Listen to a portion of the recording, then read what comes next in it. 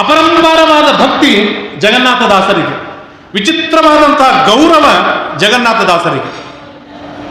ಯಾಕೆಂತಂದ್ರೆ ಅವರ ಮಹಿಮೆಗಳೇ ಅಷ್ಟು ಅದ್ಭುತವಾಗಿತ್ತು. ಎದುರಿಗೆ ಇರುವಂತಹ ದೊಡ್ಡ ದೊಡ್ಡ ವ್ಯಕ್ತಿಗಳೂ ಕೂಡ ಅವರ ಮಹಿಮೆ, ಅವರ ಗುಣಗಳು, ಅವರ ಶಕ್ತಿ, ಅವರ ಪ್ರಭಾವ ಇವುಗಳಿಗೆ ಒಳಗಾದವರೇ, ತಲೆಬಾಗಿದವರೇ ಆಗಿದ್ದರು. ಅಷ್ಟು ಅದ್ಭುತವಾದ ವರ್ಚಸ್ಸು ಸತ್ಯಬೋಧ ತೀರ್ಥರದ್ದಾಗಿತ್ತು. ಸತ್ಯಬೋಧ ತೀರ್ಥರನ್ನು ಕೊಂಡಾಡುವಾಗ ಬಹಳ ಸುಂದರವಾಗಿ ಸ್ತೋತ್ರವನ್ನು ಮಾಡ್ತಾನೆ. ಶ್ರೀ ಸತ್ಯಬೋಧೋ ನಿಜ ಕಾಮಧೇನು ಮಾಯಾ ತಮರ್ಕಂಡನ ಚಂಡಭಾನು ದುರಂತ ಪಾಪ ಪ್ರದಹೇ ಕೃಷಾನು ದೇಯಾನ್ ಮಮೇಷ್ಟಂ ಗುರುರಾಜ ಸೂನು. ಬಹಳ ಅದ್ಭುತವಾದದ್ದು.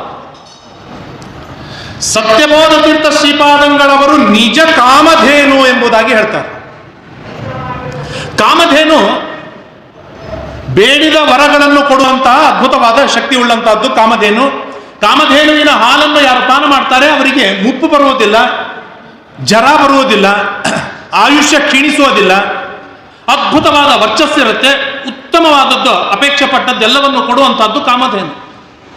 ಆದರೆ ನಾವು ಅಪೇಕ್ಷೆ ಪಡುವುದು ಏನಿದೆ, ಸಾಮಾನ್ಯವಾಗಿ ನಮ್ಮದಲ್ಲದದ್ದನ್ನೇ ನಾವು ಅಪೇಕ್ಷೆ ಪಡ್ತೇವೆ.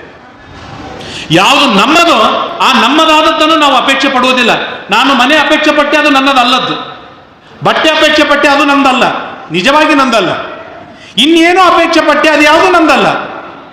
ಹಾಗಾಗಿ ಕಾಮಧೇನು ಏನ್ ಮಾಡುತ್ತೆ ಅಂತಂದ್ರೆ, ನನ್ನದಲ್ಲದದ್ದು ಯಾವುದಿದೆ ಅದನ್ನೆಲ್ಲವನ್ನು ಕೊಡುವುದು ಕಾಮಧೇನು.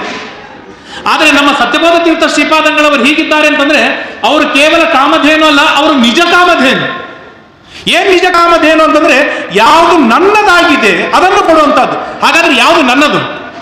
ನನ್ನ ಸ್ವರೂಪಭೂತವಾಗಿರ್ತಕ್ಕಂಥ ಯಾವುದು ಅದ್ಭುತವಾದ ಆನಂದವಿದೆ, ನನ್ನದೇ ಆದ ಗುಣಗಳು ಯಾವುದಿದೆ, ನನ್ನದೇ ಆದ ಭಕ್ತಿ ಏನಿದೆ, ಅದನ್ನು ತತ್ವಜ್ಞಾನವನ್ನು ಹೇಳುವ ಮುಖಾಂತರ, ಅನುಗ್ರಹವನ್ನು ಮಾಡುವ ಮುಖಾಂತರ ಅದ್ಭುತವಾದ ಜ್ಞಾನವನ್ನು, ಅದ್ಭುತವಾದ ಭಕ್ತಿಯನ್ನು, ಅದ್ಭುತವಾದ ಕೌಶಲವನ್ನು ನನ್ನಲ್ಲಿಯನ್ನೇ ಹೊರಗೆ ತಂದು ಸ್ವರೂಪಭೂತವಾಗಿರ್ತಕ್ಕಂಥ ಆನಂದವನ್ನು ಕೊಡುವವರು, ಮೋಕ್ಷಾದಿಗಳನ್ನು ಕೊಡುವವರು ಯಾರೋ ಅವರು ನಿಜ ಕಾಮಧೇನು. ಅವರು ಯಾರು ಅಂತಂದ್ರೆ, ನನ್ನ ಪಾಲಿಗೆ ಸತ್ಯಬೋಧ ತೀರ್ಥ ಶ್ರೀಪಾದಂಗಳವರೇ ಆಗಿದ್ದಾರೆ ಎಂಬುದಾಗಿ ಕೊಂಡಾಡ್ತಾರೆ. ಶ್ರೀ ಸತ್ಯಬೋಧ ನಿಜ ಕಾಮಧೇನು ಎಂಬುದಾಗಿ.